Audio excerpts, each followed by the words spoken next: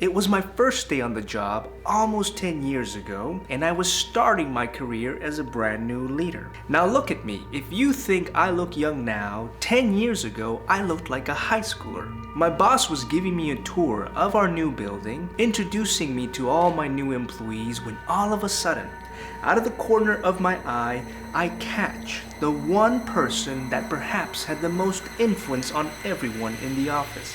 And that person was none other than my office manager. She took one awkwardly long look at me and said, "Boy, you look so young, you could be my teenage son." At that moment, I realized that I would have an uphill battle trying to win the trust of a team that was much older than I was and that had been with the company for much longer than I had as well. If you're a brand new leader that's facing some of the same challenges today, in this video, I want to show you 3 things that great leaders do to win over the trust of their teams.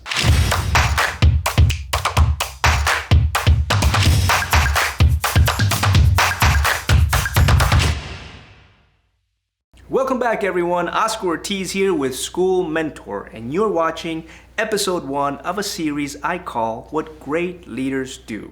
Now, before we jump into the 3 things leaders do in order to win the trust of their teams, there's one thing I need to make very clear. And that is that you can't win the trust of your team by simply waving a magic wand. It's not about tips and tricks. Trust is something that grows out of the inner integrity of each leader. So that trying to win the trust of your team in any other way can actually backfire. Others will begin to perceive you as manipulative. Great leaders understand this, and for that reason, they first begin working on their character. And with their character as a foundation, they then go out and do things that make them even more successful. With that being said, there are 3 things that great leaders do to win the trust of their teams faster than an amateur leader would.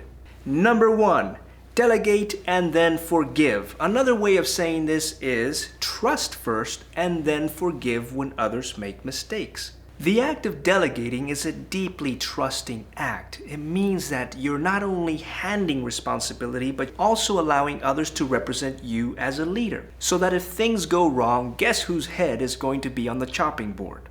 Yours will. Your employees understand this. They understand that if something goes wrong, you're the one who's going to have to give an account to your boss. This is why there is no faster way to win the trust of your team than by delegating responsibility. Now, the other side of this first principle is forgiving. Yes, you take a risk every time you delegate responsibility, every time you allow others to represent you. In a separate video, I discuss how to delegate often but wisely. In this video, just keep one thing in mind. Be ready to forgive, to coach and to mentor, and to see the results of your team becoming highly effective because they've learned to trust you. Number 2, communicate to your team that you have their back. Listen, great leaders never throw their team members under the bus. They always take responsibility for the mistakes of the team. Be explicit about this with your team. Let them know that although you would prefer not to have to explain yourself to your boss, you will always have their backs. And when a mistake happens, stick to your word. Give your members a chance to fix problems without publicizing them. One of the things my mentors did that now I do with my team members is that I give them a chance to always solve the issues. Many things can be solved before others need to know about them. This way you protect the reputation of your team and your team members, while at the same time communicating to them that you are a team player and that you have the best interest of the team in mind. Number 3, underpromise and then overachieve. Now this one is a little controversial. I admit it sounds like it came out of Machiavelli's book, The Prince. So before you jump to any conclusions, there are certain insights about this principle that shed light on great leadership. And that is that as leaders, whether you want it or not, you're really in the spotlight all the time. What you do is being watched and observed by others. Leaders are under great scrutiny simply by the fact that they're under great visibility. That means that every action you take can be a momentous decision. And what's more, ladies and gentlemen, you will be judged by the consequences of these actions. Great leaders understand how important it is to communicate well a vision or a project or the end aim that the team is after. But to do that effectively means not to over-communicate. It means to tell your team exactly what they need to know.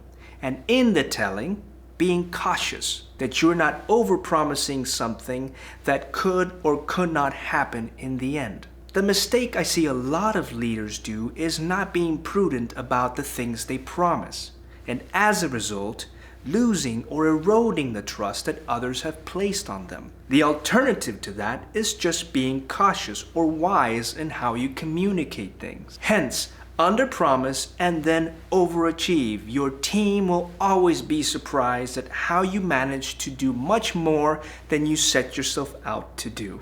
So those are the 3 things that great leaders do in order to win the trust of their team members. 3 weeks into my job, I had won over the entire team and especially my office manager.